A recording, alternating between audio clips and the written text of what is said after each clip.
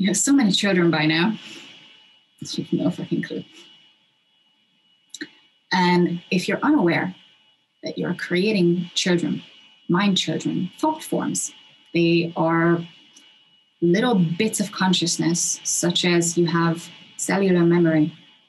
Your cellular memory does not have the complexity to say that I exist, I feel like this, I am alive. It might only have the consciousness of this is what I'm feeling the urge to do to keep myself alive. I feel the urge to consume this nourishment. I feel the urge to secrete this hormone, so I attract that nourishment. I feel the urge to heat up or cool down to match my surroundings. So it does have a consciousness, but it doesn't have a consciousness in the way that you imagine a self. You've created so many of those children. They are your children because they carry a part of you. They carry a part of your conscious intention. Out of the everythingness of Source, you are a specific individuation. You did have an original intention to experience a segment of reality. I'm unusually drawn to sexuality. That's going to be my thing for the rest of my life. And it has been my thing since yay high. And it ties in with a lot of my parallel selves. I have memories from different versions of myself that are also in different areas dealing with sexuality. Some people are completely leaving that part out of their own realities, out of their own lives, not necessarily suppressing. There are people who are just genuinely asexual and couldn't give a fuck about it. I'm never going to be like them. They are never going to be like me. So we do have an original intention. Which part of existence are we more interested in? Do we want to experience more? So your mind children, your creations, are your children in the sense that they have the same intention. How do they want to experience themselves? How do they want to show up? And when you don't even know that you're creating children, you're creating abandoned children. On an astral realm, those forms of consciousness, they're floating around without parents, without care. And so when beings are, when they have the vision for it, when they live on those realms, in those realities, they can just spot the tourists. They are like, free-floating consciousness. You look like you need a little bit of help here. You look a bit lost. And they take over. That's what energy siphoning is. It's not just that somebody is literally hanging over your field and sucking free-floating quanta out of you. It's that we are so unaware of how powerful we are that we create left and right, and we just leave those creations hanging because we are so completely oblivious to the fact that we've just saturated a different dimension with our thoughts and prayers and wants and wishes. That's how manifestation works. That's how the law of attraction works, which is totally distorted, but anyway. That when you revisit a thought, when you put more and more energy into a relationship, then it has enough quanta to turn from an ethereal, astral, or even higher up level of reality to a more and more dense reality, which at some point manifests out pictures as physical matter. This is just as much a vibrational reality as your astral field. It just has a different palpable experience.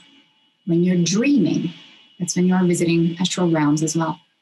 Things feel, smell, taste, look very real.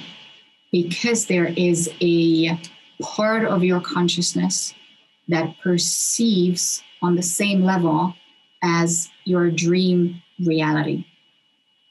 Your consciousness, when it's stationed in D3, upper D3, D3 and a half, then you are experiencing your D2 level of reality, your elemental and emotional reality, as solid.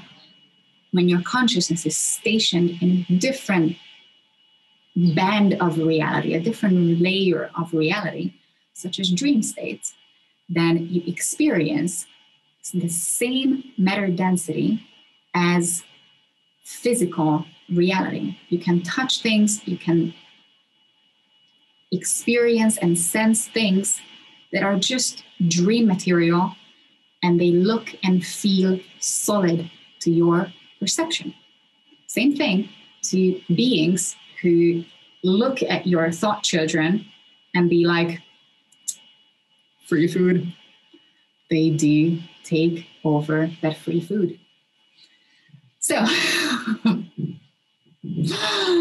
that's how the porn industry works. That's how Hollywood works. That's how the music industry works. That's how advertising works. Oh my God, how many times you just went jealousy or the sense of urges that I want that. Even the slightest thought genuinely creates realities. It's a very weak thought form. It's just a little cell cluster instead of a fully grown baby. It's the beginning, the little sprout of something that you would call a being. But for other life forms, they are like, oh, sprout, sprout, sprout. That's why we're living at the very last stages of psychological warfare, because you've inverted the inversion. The very core of those teachings is separation. If you genuinely believe that being at one is the annihilation of your ego, the annihilation of your consciousness, and there's so many plant medicine practices, yogic practices, tantric practices that talk about ego death, but even simple meditational practices. It's like you sit in stillness, peace and quiet, and at some point your ego just melts away and you get to shut out into outer space. Or the people who are very heavy on plant medicine, even ayahuasca, they're not good.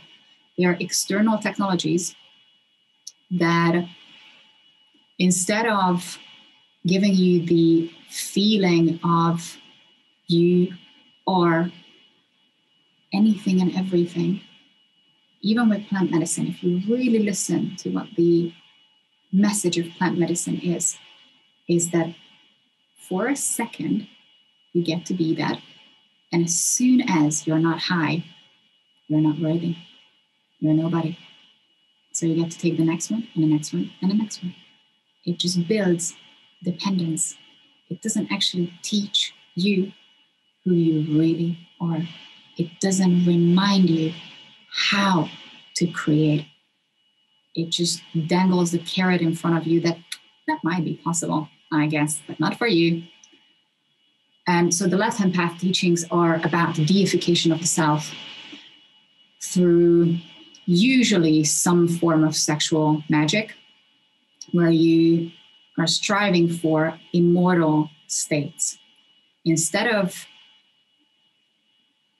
merging, instead of melting the differentiations between your own layers of consciousness, you are encapsulating your consciousness, protecting it, and turning it so strong that no external force can hurt you or harm you. So your individuality is now outwitting death, and you become bigger than death, higher than God, more supreme than nature. Instead of dying, you get to live in this mortal form seemingly forever. Now that hasn't happened in a very long time. So that's not the way to do it. And I mean, when you do merge your biofield, you do have the choice to come back. You do have the option to re-manifest in this body. But because this place is so fogged up, not many of us want to come back once you get out. Because you're like, I got out once, I'm not risking it again. That's why I'm big on your privacy, because when there is a third form of consciousness, and in this case there is, then energy works on such a subtle level that I've chosen a fairly public life, in a sense that I'm going to share a lot of things about myself, about my life publicly that not a lot of people want to share. And even though this is a private group, there is a record. There is a memory of what you said, what you expressed. There's also an energetic record, but especially if your face, your likeness, your imprint is recorded digitally, then whoever has a record of that. And it's not just the file itself, it's also every bit of artificial intelligence, every node, every middleman that this information goes through. We have a record of it. And just because today we're not capable of mining data at that depth, at that level, at some point in the future we will be capable. So be very, very mindful of what you record, how you put yourself out there, what kind of pictures you take, what kind of videos you take, how you show up, how you present yourself, because that record is a doorway to your consciousness, to your being. There's scalar technologies out there that can just take a picture of yourself, or you give them a picture of yourself, and they supposedly heal you, but they start tinkering with your DNA template. So just be very, very mindful how you present yourself, what you put out there. And somehow, let's figure it out how to get back to personal, one-on-one, group-to-group meetings, because there's nothing more powerful than that.